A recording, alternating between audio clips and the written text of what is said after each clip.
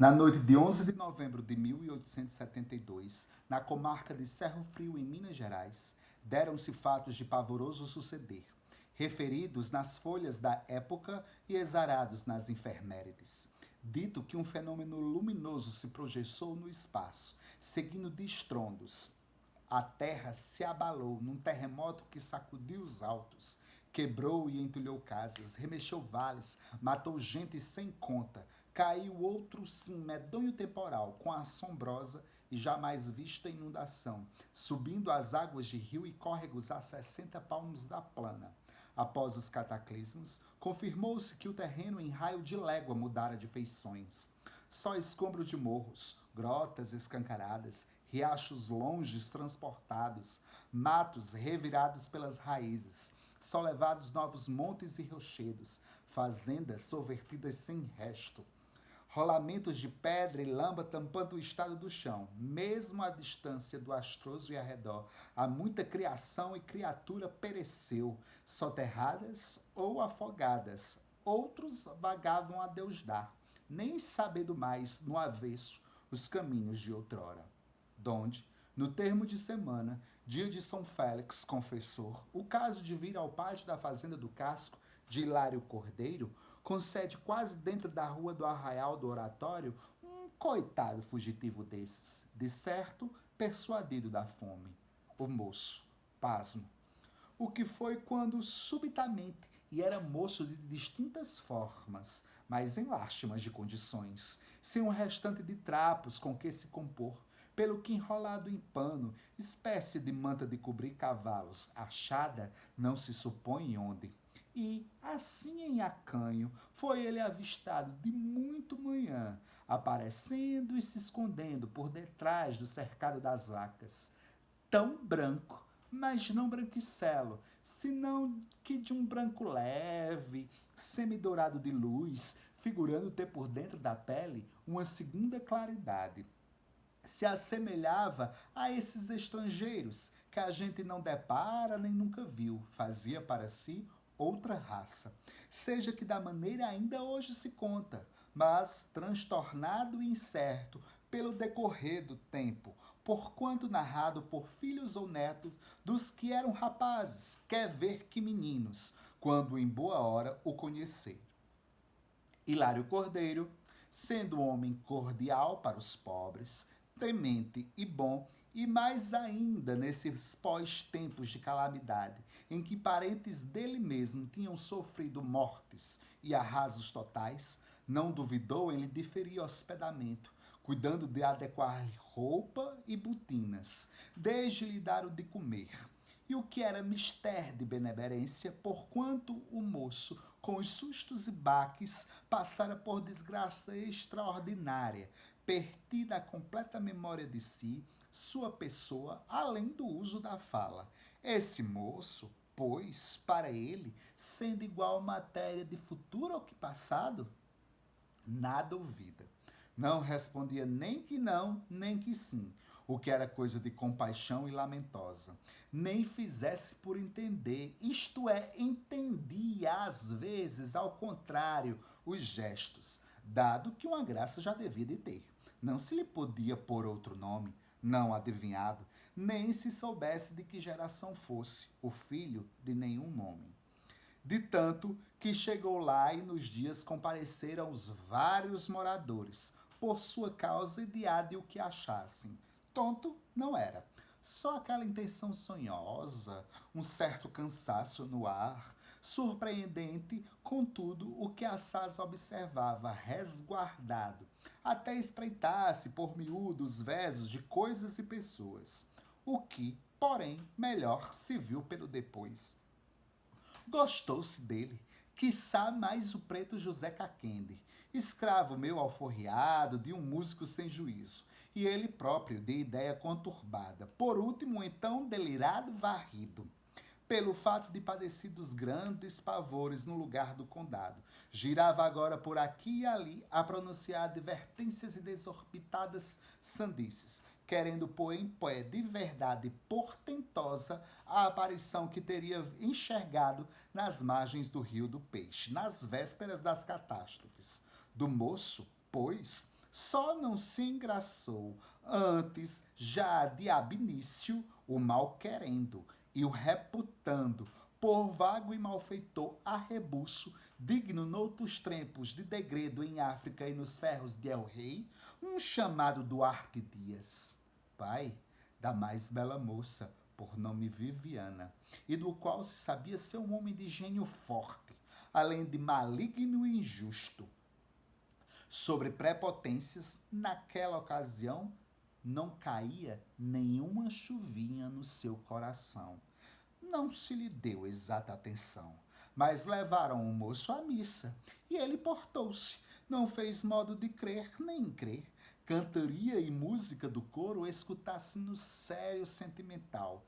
Triste dito, não, mas como se conseguisse em si mais saudade que as demais pessoas, saudade inteirada, a salvo do entendimento, e que, portanto, se apurava numa maior alegria. Coração de cão com dono. Seu sorriso, às vezes, parava, referindo a outro lugar, outro tempo. Sorrindo mais com o rosto, se não com os olhos, suposto que nunca se lhe viram os dentes. Padre Baião, antes de com ele bondosamente conferir, de improviso, lhe representou diante o signo da cruz, e ele não mostrou o desagrado da matéria. Estava nas altas atmosferas, aumentava sua presença. Comparados com ele, nós, todos, comuns, temos os semblantes duros e o aspecto de má fadiga. Traços esses, consignados pelo mesmo padre em carta em punho e firma, para testemunho do esquisito ao cônego Lessa de Cadaval, da sede mariana, na qual igualmente dá menção do preto José Caquende, que na mesma ocasião se lhe acercou com altas e despalteradas falas, por impor sua visão da beira do rio, o rojo de vento e grandeza de nuvem em resplendor, e nela entre fogo se movendo um artimanha amarelo escura, avoante trem, chato e redondo, com redoma de vidro sobreposta, azulosa, e que, pousando de dentro, desceram os arcanjos, mediante rodas, labaredas e rumoros. E com o mesmo risonho José Caquende, veio Hilário Cordeiro trazendo de volta para casa o moço, num extrato de desvelo, como se o vero pai dele o fosse.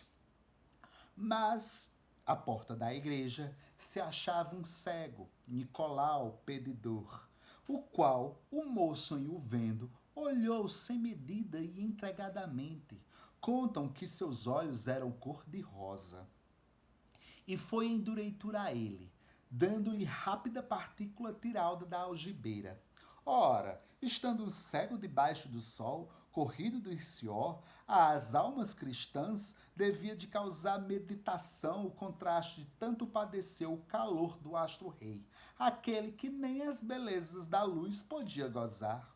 O cego, apalpando a dádiva na mão, em guisa de cogitar em que estúrdia casta de moeda ela consistisse, e se dissertando logo que nenhuma, a levou prestes à boca, ao que seu menino guio o advertiu que não seria artigo de se comer, mas uma espécie de caroço de árvore. Então o cego guardou com irados ciúmes por diversos meses aquela semente, que só foi plantada após o arremate dos fatos aqui ainda por narrar, e deu um azulado pé de flor, da mais rara e inesperada, com entre aspectos de serem várias flores numa única, entremeadas de maneira impecível, num primor confuso, e as cores, ninguém a respeito delas concordou, por desconhecidas no século, definhada, com pouco ensacada, sem produzir outras sementes nem mudas, e nem os insetos a sabiam procurar. No que, porém, acabada de se passar aquela cena, surgia no adro Duarte Dias mais uns companheiros e serviçais, para opor à surpresa de uma exigência e fazer problema. Queria carregar consigo o moço, sobre fundamento de que, pela brancura da tez e delicadezas mais, devia de ser um dos Rezendes, seus parentes, desaparecidos no condado, no terremoto, e que, pois, até o conhecimento de alguma notícia, competia-lhe o ter em custódia pelo costume, sendo que Hilário Cordeiro pronto contestou o postulado, e o argumento por um nada terminava em desavença séria. Duarte Dias porfiando e se excedendo, do que só tornou em si ante o parecer de Quincas Medanha, do Cerro, notável na política e provedor da Irmandade. E, todavia, de seu zelo, mais para adiante, Hilário Cordeiro iria ter melhor razão. Eis que tudo lhe passou a dar sorte, quer na saúde e paz, nem sua casa, seja no assaz prosperar dos negócios, cabedais e haveres. E não que o moço lhe facultasse ajuda, na sujeição de serviço ou vagar algum ofício, em que, de feito, nem pudesse dar descargo de si. Com as mãos não calejadas, alvas e finas de homem de palácio, ele andava muito na lua, passeava por todo lugar e alhonde, praticando aquela liberdade vaporosa e o espírito de solidão. Parecesse ao quebrado de um feitiço, segundo os dizeres do povo. Não embargado que grandes partes tivesse, para o que fosse de funções de engenho, ferramentas e máquinas, ao que se prestava, fazendo muitas invenções e desembaraçando as ocasiões, ladino, cuidoso e acordado. De estranha memória de si, só, pois, há de olhar ele sempre para cima, o mesmo para o dia que para a noite, espiador de estrelas. Que vezes, porém, mais lhe provesse o divertimento de acender fogos, sendo de reparo o quanto se lhe influiu pelo São João nas tantas e tamanhas fogueiras de festa. Do que adveio, justo o caso da moça Viviana, sempre mal contado.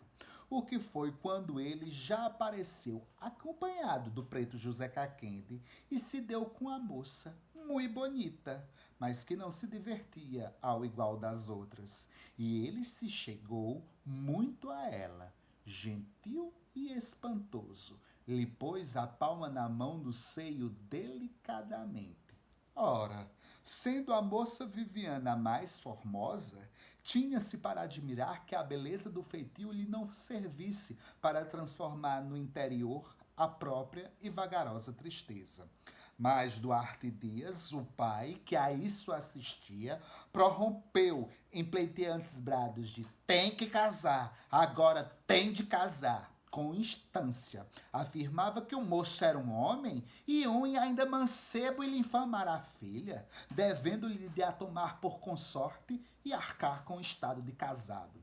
O moço ouvia de boa concórdia, e nem por isso. Mas a grita de Duarte Dias só teve termo quando o padre Baião e outros dos mais velhos lhes rejeitaram descabidas fúrias e insensatez. Também a moça Viviana, com raidosos sorrisos, o serenava. Ela, que a partir dessa hora despertou em si um enfim de alegria para todo o restante de sua vida, dom de um dom. Apenas que Duarte Dias, o que não se entende, ia produzir ainda outros lances de estupefacção. Eis aqui. De tal guisa que, para o alvoroço de todos, no dia da missa da dedicação de Nossa Senhora das Neves e vigília de transfiguração, 5 de agosto, ele veio à fazenda do Casco, requerendo falar com Hilário Cordeiro. Também o moço lá estava. Outro visto e nunca desairoso. A gente espiava e pensava no longo luar. Então, Duarte Dias declarou, suplicava, deixassem-no levar o moço para a sua casa, que queria assim e necessitava muito, não por ambicioneiro ou impostor, nem por interesse só menos, mas por a ele ter cobrado com contrições de escrúpulos a fortíssima estima de afeição, dizia e desgovernava as palavras, alterado, enquanto que dos olhos lhe corriam bastas lágrimas. Ora, não se compreendendo o descabelo do passo tão contrariado, o de um homem que, para manifestar amor, ainda não dispunha mais do que dos arrebatados meios e modos de violência. Mas o moço, claro como o olho do sol, o pegou da mão e, com o preto José Caquende, o foi conduzindo pelos campos. Depois se soube que a terras dele mesmo, Duarte, aonde a tapera de molaria, e lá indicou que mandasse cavar, com que se achou ali uma grupiara de diamantes, ou um panelão de dinheiro, segundo diversa tradição.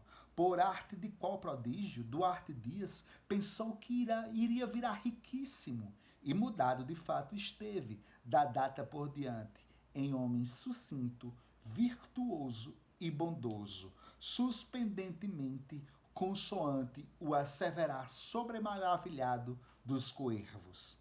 Mas, por conta, no dia da veneranda Santa Brígida, de voz comum, de novo dele se soube, o moço Plácido.